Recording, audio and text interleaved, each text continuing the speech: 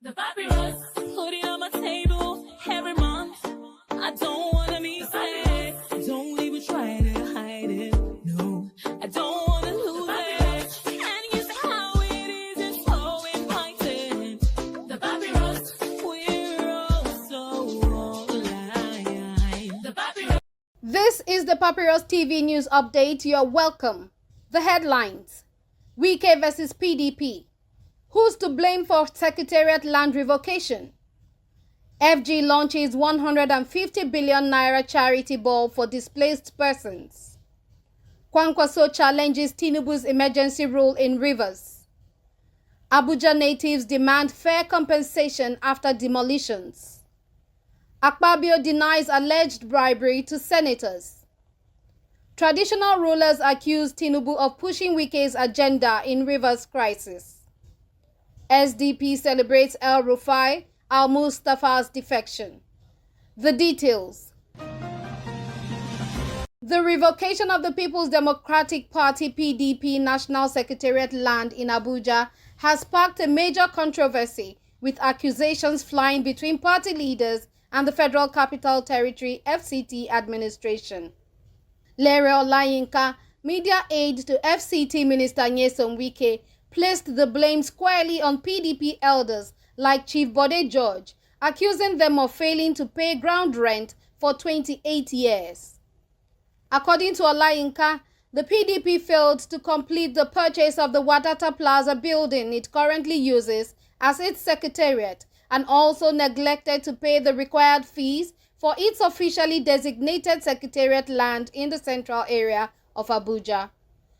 Olayinka dismissed Chief Bode George's claim that Wike had declared war on the PDP by revoking the land, stating that the revocation was part of a broader exercise affecting 4,794 landowners, including government institutions like the Central Bank of Nigeria (CBN), the Independent National Electoral Commission (INEC), and the Nigerian National Petroleum Company Limited (NNPC). The PDP's failure to meet its financial obligations raises deeper concerns about its internal management. While the party had raised over 21 billion naira in 2014 for the completion of its national secretariat, the ground rent of just 7.6 million naira remained unpaid for 20 years.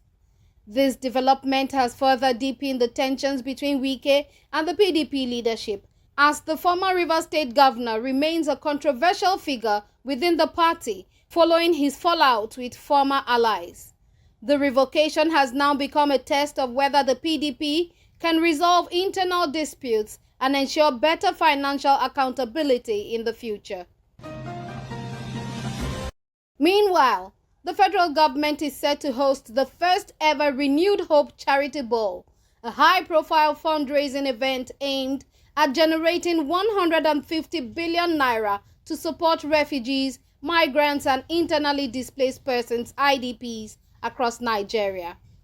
The event, a collaboration between the National Commission for Refugees, Migrants, and Internally Displaced Persons (NCFRMI) and Imaginative Ceilings Limited, is expected to attract prominent business leaders, government officials, and celebrities to mobilize resources for humanitarian aid. Scheduled between August and September, the charity ball will be chaired by Nigeria's First Lady, Senator Oluremi Tinubu, with the First Ladies of the 36 states and the Federal Capital Territory serving as co-chairpersons. Festus Ofume, CEO of Imaginative Ceilings Limited, emphasized that the initiative goes beyond just raising funds.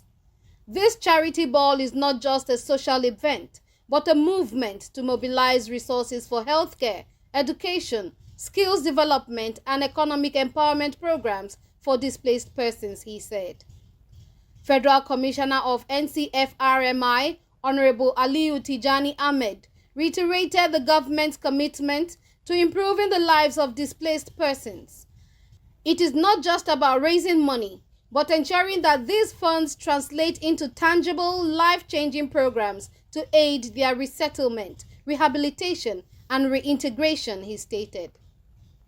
With Nigeria facing a worsening displacement crisis due to conflicts natural disasters, and economic hardship, the Renewed Hope Charity Ball is seen as a crucial step towards providing sustainable assistance to millions of affected individuals.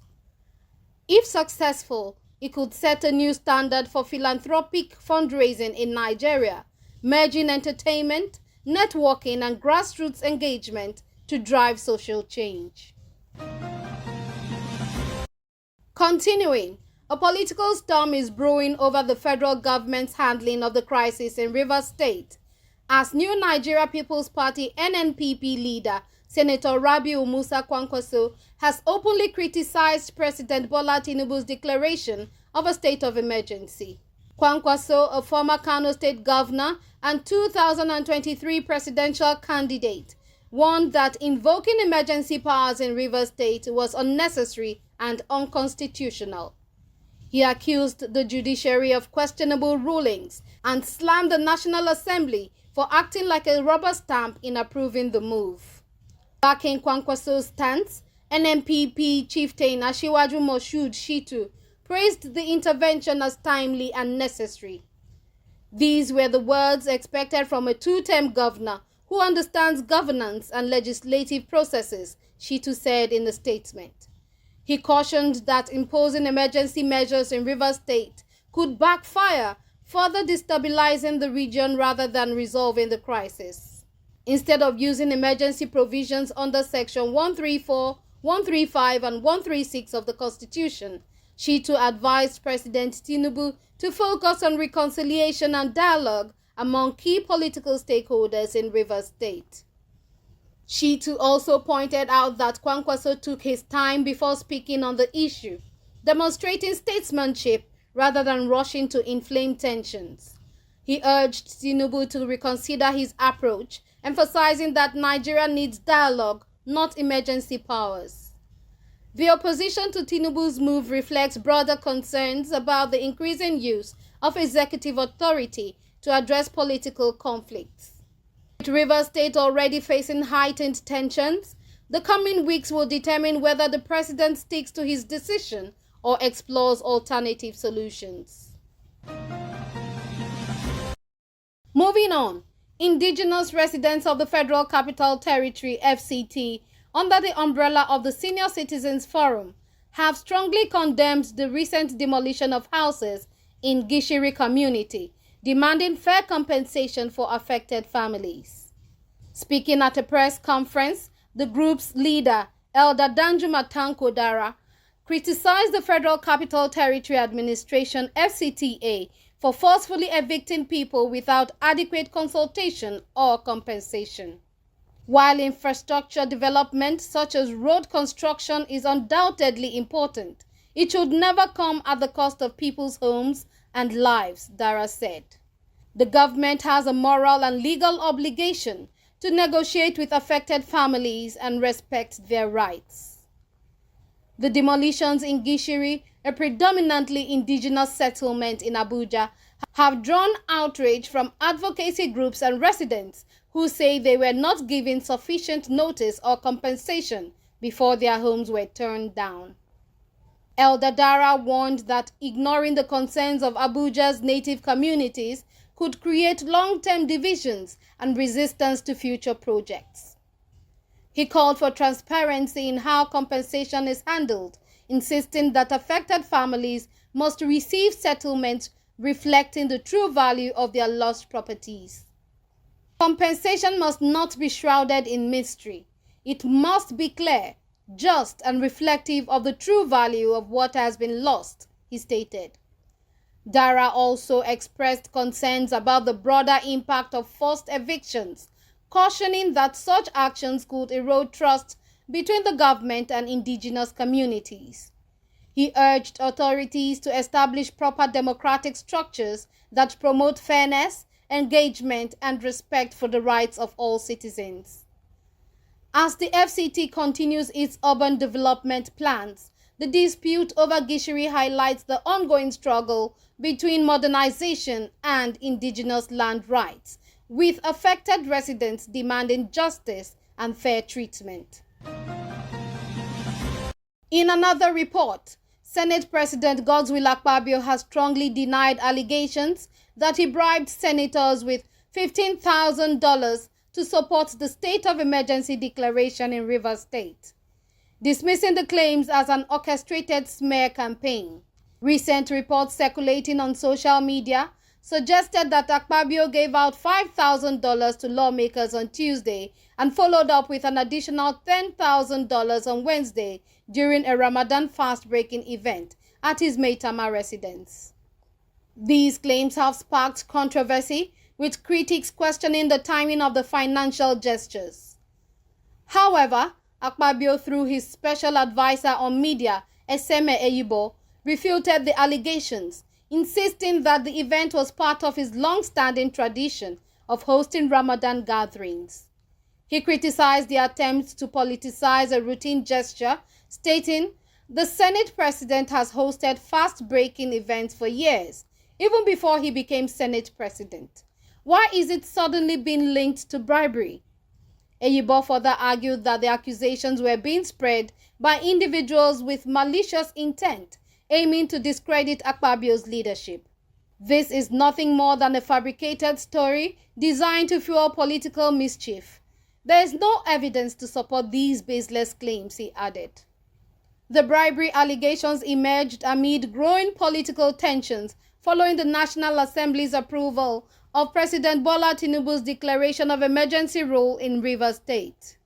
While Akpabio's camp maintains that the allegations are unfounded, critics argue that the claims should be thoroughly investigated to ensure transparency in the Senate's decision-making process. Furthermore, two Niger Delta traditional rulers have accused President Bola Tinubu of executing FCT Minister Nyesom Wike's political agenda by declaring a state of emergency in Rivers State. His Royal Majesty King Dodo II of Bilabiri Kingdom and His Royal Highness King Jerry Prebo Sr. of Mainbotu's Federated Communities condemned the move, calling it undemocratic and politically motivated.